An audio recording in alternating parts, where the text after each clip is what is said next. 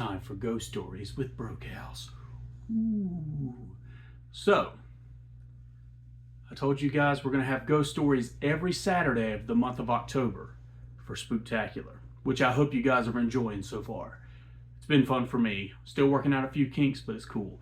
Anyway, so these stories that I'm going to tell you are all 100% true, and they all happened to me. Now, the very last story that I'm going to share, which will be the last Saturday of October, happened with me and another person whom I have permission to include in the story because it's very crucial. So, without further ado, let's get to the first story, the story that started it all.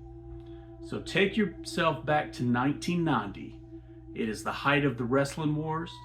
I was just a kid. I maybe was 10, 11. I was trying to think of that last night about how old I was. But I know I was watching Monday Nitro. I was at home all by myself. I'm not sure where my dad worked a second job, and my mom and my sister were gone. So it was just me watching wrestling in the living room. I was sitting in the recliner. In front of the recliner is a coffee table that we had for the longest time. And there was like mail, newspapers, all that kind of stuff on there. Anyway, so I'm sitting there watching wrestling, and I'm talking to my buddy at the time, who's also a big wrestling fan. That's all we did. So we were watching wrestling, we were talking on the old cordless phone, just living it up.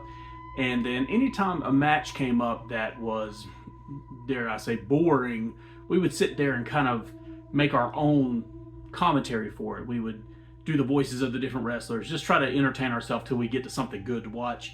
But anyway, so we were doing play-by-play. Everything was all cool. We're sitting there talking with the TV on mute, and something caught my attention. And I'm going to use this as a brief little example. So, there was a newspaper on that coffee table in front of me. All right, it was folded over, just like I'm going to use this envelope as an example. And it would have had to have been a Sunday newspaper, but that's irrelevant really to the story. But it was sitting there on the table.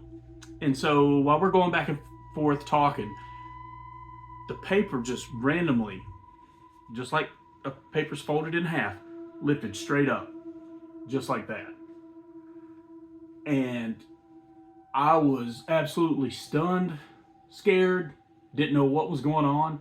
And I remember my friend, so it felt like it lasted for a long time, but I remember my friend on the phone saying, "Hey man, are you there? Are you okay? What's going on?" And I just sat there and I saw that paper just straight up. I mean, it legit, just like this, raised straight up, just like that.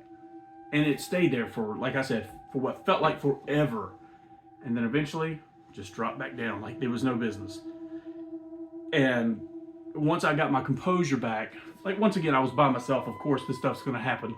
Never have I had any issues prior. But that night I had that happen. And my first thought was, once I gathered myself, I told my buddy what just happened. I said, well, let me make sure, the window's not open, because we lived in the country. So, you leave your windows open. No window was open. I checked to make sure there was a ceiling fan above the coffee table. It was off. And then I went and checked the AC just to make sure. It's not like we had this massive business HVC system. It was off. There was no airflow at all. But that paper lifted straight up. And if I could go back, I would see what was on that paper and why that happened. Was there something I was supposed to know? And like I said, it would have been a Sunday paper, because any of our papers we used after 2 days or so would go down to my grandparents' house. So somewhere there was something I needed to see, or something was trying to get my attention. Never been able to explain it. It was absolutely crazy, and that was the only time I've ever experienced anything quite like that. However, as I alluded to at the beginning, this is not the last adventure that I've had. And most of all this happened in the same house. And I'm going to go ahead and set that up. This house, nobody lived in it beforehand. It was like one of the pre-builts. They hauled in and all that stuff. Um, I couldn't explain it. Like I said, nobody's lived in that house. We were the first ones. I don't know if maybe might be something to do with the land. Not sure.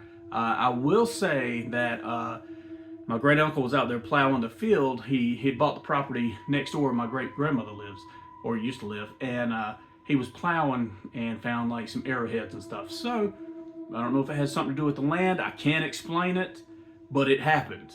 And like I said, that was just the beginning. And next Saturday, you're going to hear my next story. And it takes a little bit more of a turn. Yeah, it's pretty intense. And each story is going to get more intense as they go. This is my top 4 stories that I want to share. Not only just for Halloween's sake and to be a little spooky, but I've got to document it so I can't forget it. I wrote them all down so I would never forget, but this gives us a great opportunity to share it. And like I said, these are all true. So, you got any ideas what it might have been, or what's your thoughts? All I know is I lived it. It was crazy, and like I said, it was not the last time. So until next Saturday, be sure to sleep tight. Don't let the ghost bite. You guys be phenomenal. Have a phenomenal day. Be sure to like, share, and subscribe also too. And have a spooky weekend. Later.